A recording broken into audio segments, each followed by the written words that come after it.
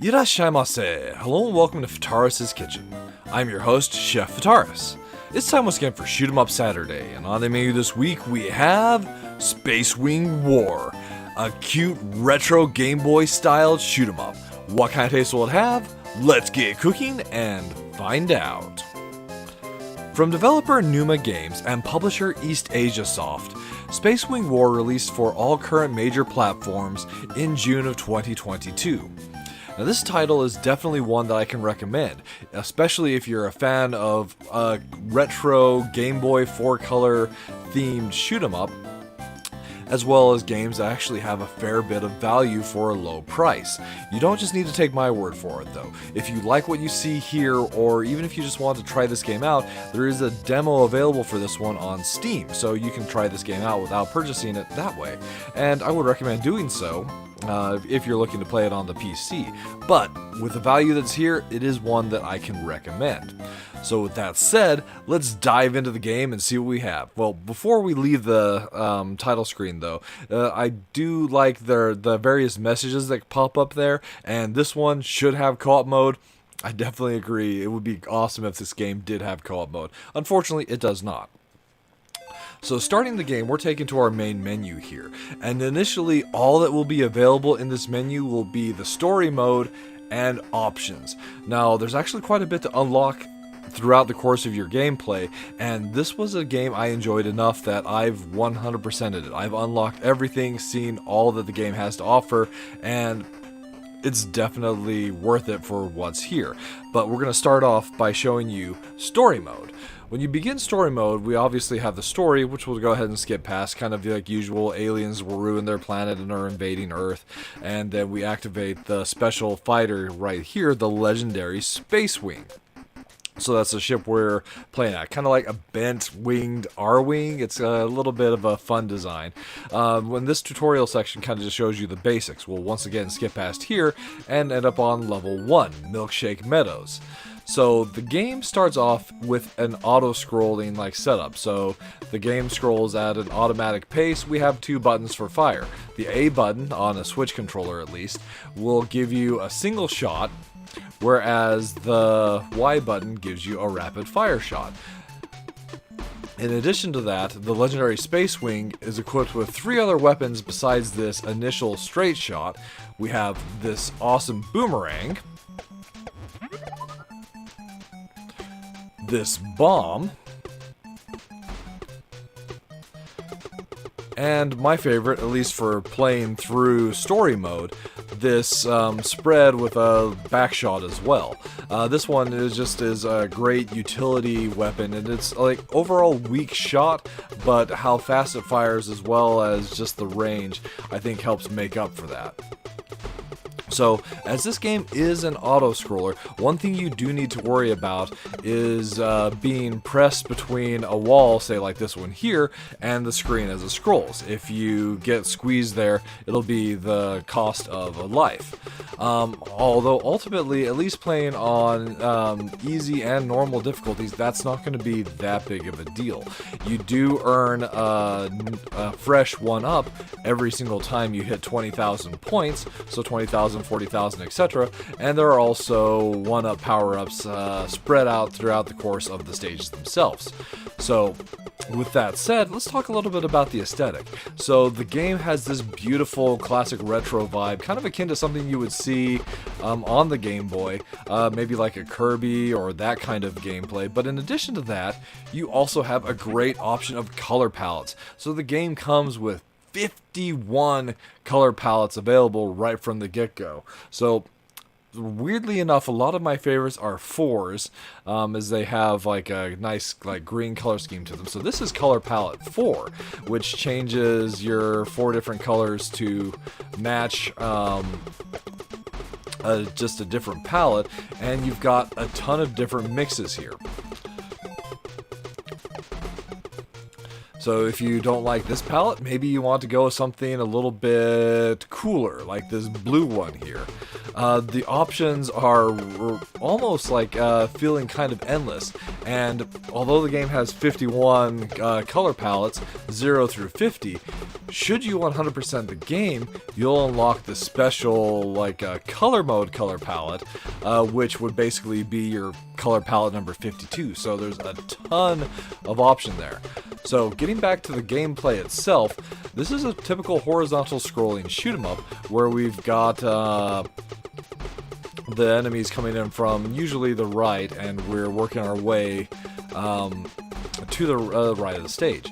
It's broken down into these micro segments, so throughout the course of the gameplay we'll come to walls that'll be a transition point from one section of the stage to another.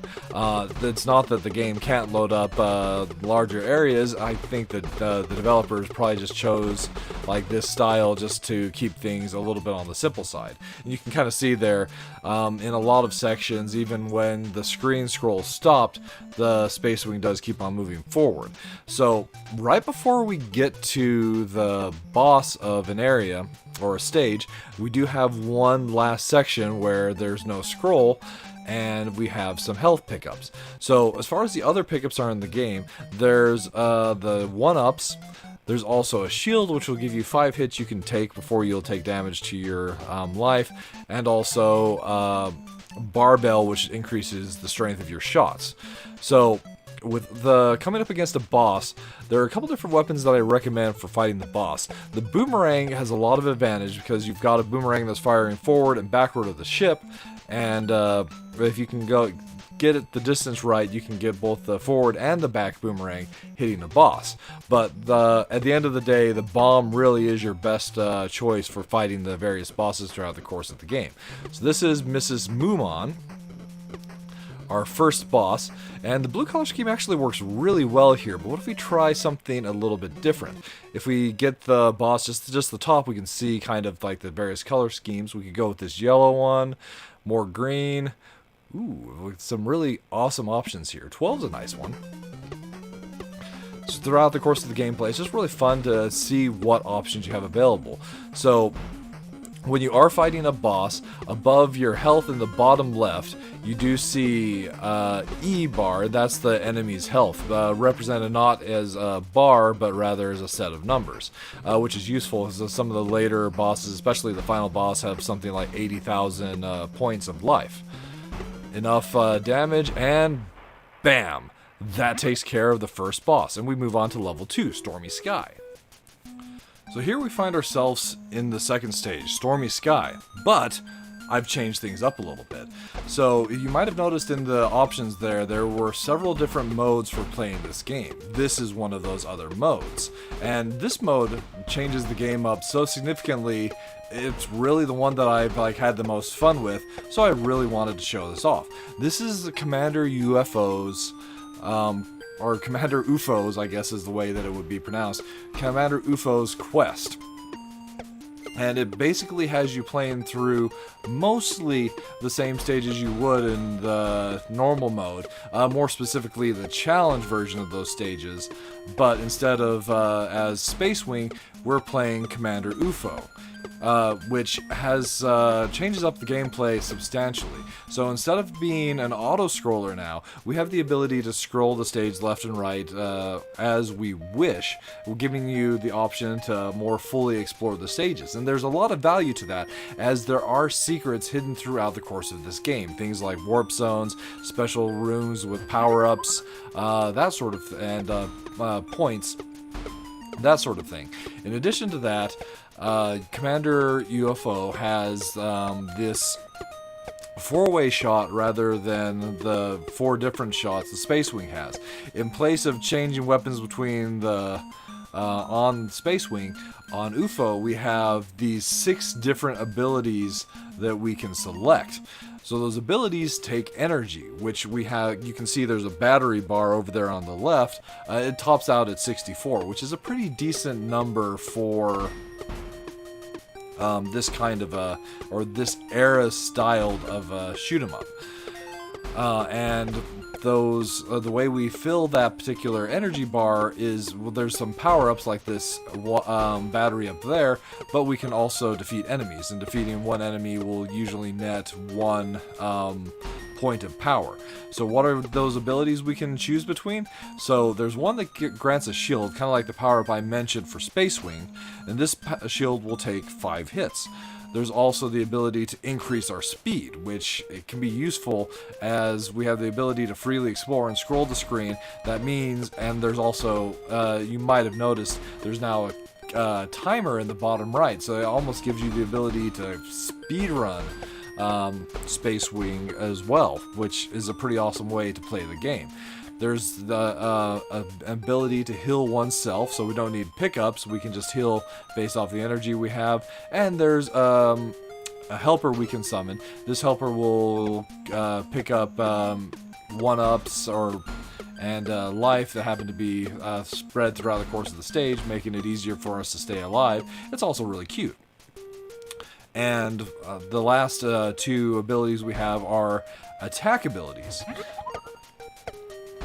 So those attack abilities, we have this one that's a really powerful laser that I feel works really well on bosses, and there's also one that's kind of like a Mega Crush.